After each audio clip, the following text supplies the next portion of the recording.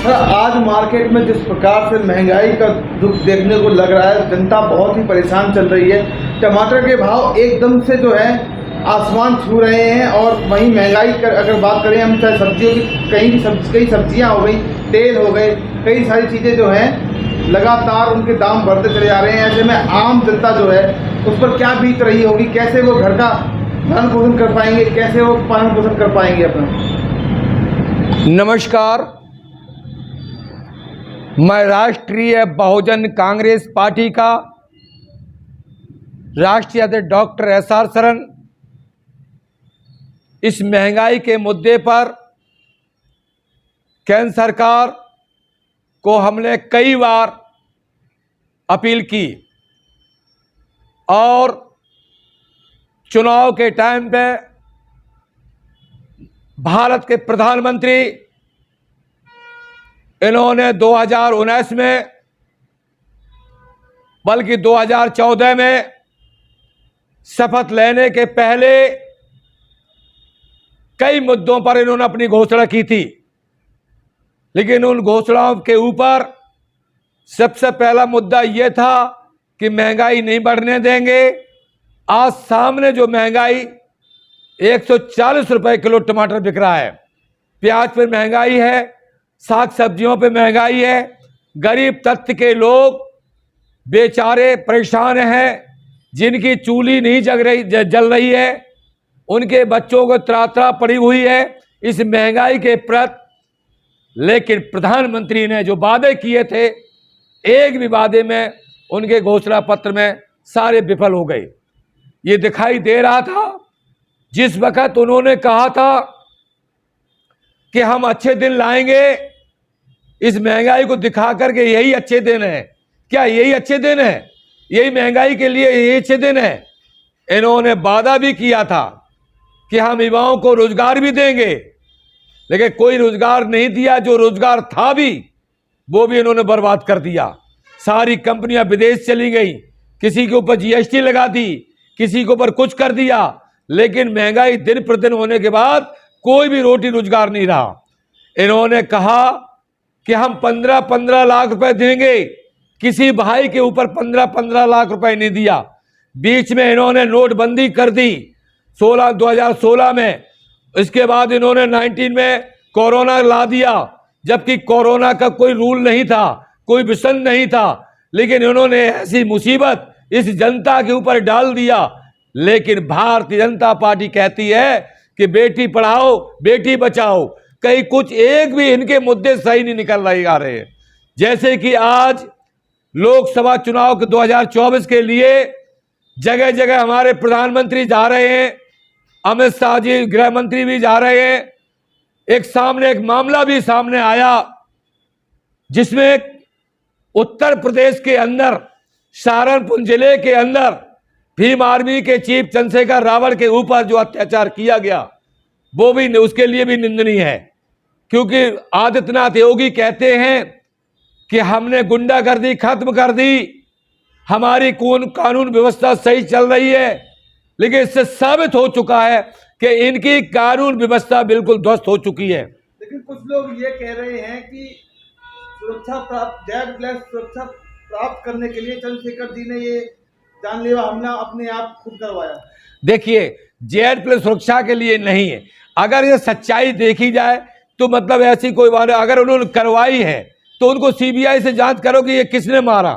अगर चंद्रशेखर ने मरवाया है तो Z+ सुरक्षा मांगने की मांग तो कर रहे हैं, लेकिन इसके ऊपर सीबीआई की जांच तो कराई जाए, उसकी सीबीआई कराई जाए, जिससे पता तो चले सच्चाई इसमें क्या है। अगर सच्चाई है तो Z+ सुरक्षा उन्हें देने की जरूरत ही नहीं है। लेकिन चंद्रशेखर जी जो बाल बाल बचे हैं, हम तो उनकी निंदनी करते हैं कानून व्यवस्था की, कि मोदी जी इसको इस तरीके से अंकुश लगा देना चाहिए था।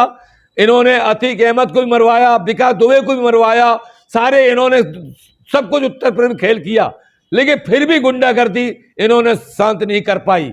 अगर ये शांत कर लेते तो भीम आर्मी आजाद जो है चंद्रशेखर रावत के ऊपर ये अत्याचार नहीं होता। लेकिन मोदी सरकार की बात करें या योगी सरकार की बात करें, दोनों ही लगातार ये दावे देती हैं कि थर-थर कांपते हैं अपराधी भाजपा की सरकार में। देखिए, भारतीय जनता पार्टी के राज में कांपते हैं, ये कहते हैं, लेकिन कांपते नहीं हैं। अगर ये कांपते होते तो चंद्रशेखर रावत के ये गोली नहीं मारी जाती, नंबर 1। नंबर 2, आज इनकी जो है 2 दिन लगभग ये बरसात दिल्ली के अंदर आ चुकी है, लेकिन भारतीय जनता पार्टी और आम आदमी की पोल खुल चुकी है। क्यों? जहां देखो तहां कहीं पानी भरा है, जहां देखो तहां जल भराव हो रहा है, जहां देखो तहां मकान गिर रहे हैं, जहां देखो तहां पुल गिर रहा है, कहीं किसी की कितनी मौतें हो रही हैं। क्या यही विकास है? यही अरविंद केजरीवाल कहते थे, यही मोदी जी कहते थे कि हम दोनों लोगों ने जो है इस दिल्ली की तस्वीर बदल दूंगा, लेकिन आज तक इन्होंने कोई ऐसा नहीं किया। बारिश में दोनों सरकार के लोगों ने पोल खोल दी है, ये बरसात ने पोल खोली है कि सच्चाई इसमें क्या है वो साबित हो चुका है, दिखाई दे रहा है। कहीं मकान गिर गए, कहीं किसी की मौत हो गई है, जो कि अरविंद केजरीवाल भी इसमें ढकोसला, क्योंकि उनके जो है इन्हें शराब योजना लेके आए थे उस टाइम, जो हमारे इनके मंत्री जो हमारे भ्रष्टाचार के कितने पाए गए, अभी तक हमारे मंत्री इनके दिल्ली सरकार के नहीं निकले, जबकि जनता के लिए इन्होंने वादे किए थे कि हम बिजली फ्री कर देंगे, पानी भी फ्री कर देंगे, बस की भी फ्री कर देंगे। लेकिन इस स्थिति को देखते हुए सारा भ्रष्टाचार सामने दिखाई दे रहा है, जिससे अभी तक इनके मंत्री बाहर निकल के नहीं आए। आगे विगत दिनों की बात है, जो कि आदिवासी मध्य प्रदेश चुनाव विधानसभा के होने वाले हैं। एक हमारे सीएम हमारे जो है शिवराज सिंह चौहान एक दिखावा कर रहे हैं, आदिवासी की वाहवाही, आदिवासी जो लोगों से जो घृणा कर रहे थे, इन्होंने एक शख्स के साथ, आदिवासी के शख्स के साथ पैर धो करके एक दिखावा है। ये वास्तविक दिखावा है। जहां देखो था SC ST OBC किया ना, जो प्रवेश शुक्ला जी ने जो उनके साथ अभद्रता की थी, उनके ऊपर जो पेशाब करके जो अभद्रता की गई थी, भाजपा के ही नेता कहलाए जाते थे, उन पर ये NSA लग चुकी है हालांकि, लेकिन मुख्यमंत्री शिवराज सिंह ने उनका सम्मान किया ना, वहां पर उनके जाके पैर वैर धोए, उनका सम्मान किया कि जिस तरीके से उनके साथ जो अभद्रता हुई थी उसके लिए उन्होंने उसका सम्मान किया। इसमें कोई हर्ष थोड़ा है, ऐसा तो मुख्यमंत्री जी ने अच्छा किया। ये तो नहीं, ये मुख्यमंत्री जो है विधानसभा चुनाव के लिए जो है विधानसभा चुनाव के लिए आदिवासी लोगों के साथ वोट बैंक बनाना चाहते हैं, उनके दिमाग को डाइवर्ट जो हो चुका था उसकी जो वाहवाही करना चाहते हैं, वो दिखावा है, सिर्फ ये दिखावा है चुनाव के लिए। ऐसी तरीके से विधानसभा भी चुनाव होने वाला है, अगले लोकसभा चुनाव होने वाला है, लेकिन उन्होंने जो सोचा इस स्थिति को देखते हुए जो कर रहा है, अगर इनको जो करना था, जिस दिन शुक्ला जी ने ये कांड किया था उसी दिन उन्होंने ऐसा नाटक क्यों नहीं किया?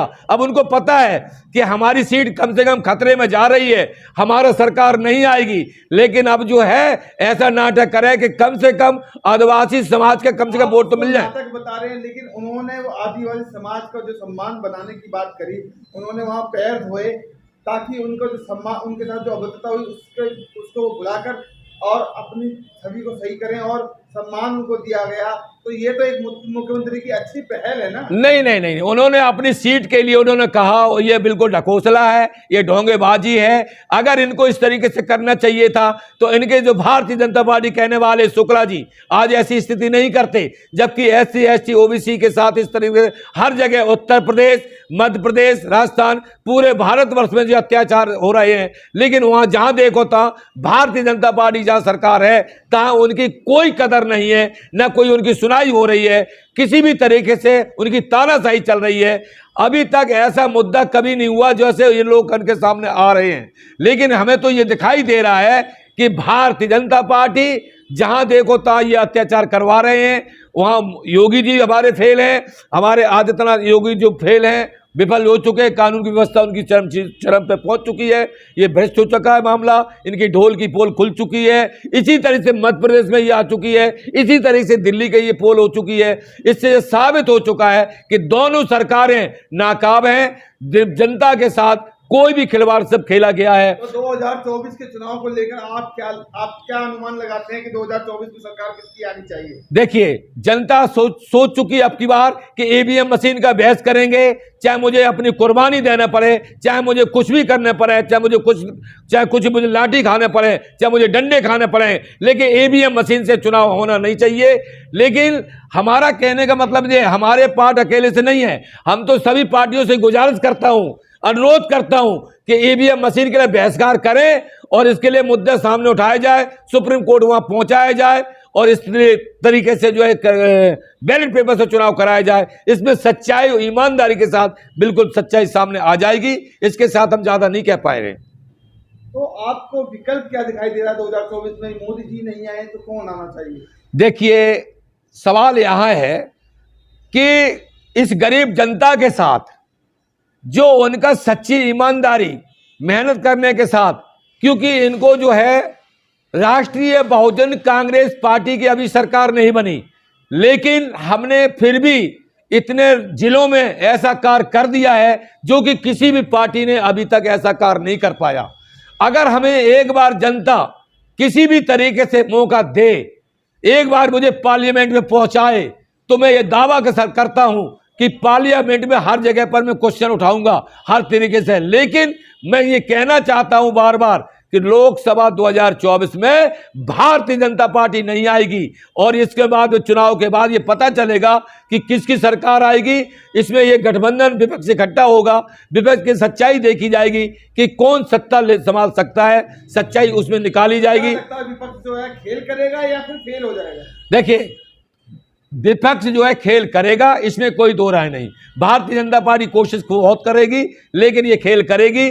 अभी इसमें जैसे कर्नाटक का एक मामला सामने था जो उन्होंने इस तरीके से कहा, लेकिन अगर इस तरीके से चुनाव हुआ बैलेट पेपर पे, तो सच्चाई ये है कि सबसे बड़ा वजन जो है अखिल भारतीय कांग्रेस पार्टी को मिलेगा इसमें, क्योंकि सबसे बड़ी पार्टी वही है, पुरानी पार्टी वही है। और इससे ये पता है, और तो जो छोटी मोटी जितनी पार्टियां लगी हुई हैं वो अगर एक दो को बहस करें। अमित शाह जी कहते हैं कि दूरबीन से भी देखने पे नजर नहीं आएगी कांग्रेस तो। नहीं, वो कहते हैं, वो इसलिए कह रहे हैं कि उनकी ईवीएम मशीन खोपड़ी में बैठी हुई है, उनके सर पे बैठी हुई है ईवीएम मशीन। वो चुनाव आयोग के गोद में जाके एक लगा बैठा दिया जाए ईवीएम, तब देखें कि वो दूरबीन से देख के देखें। इसके साथ मैं ज्यादा नहीं बोलना चाहता हूं। जय भीम, नमो बुद्धाय, जय संविधान, जय मूल्यवासी।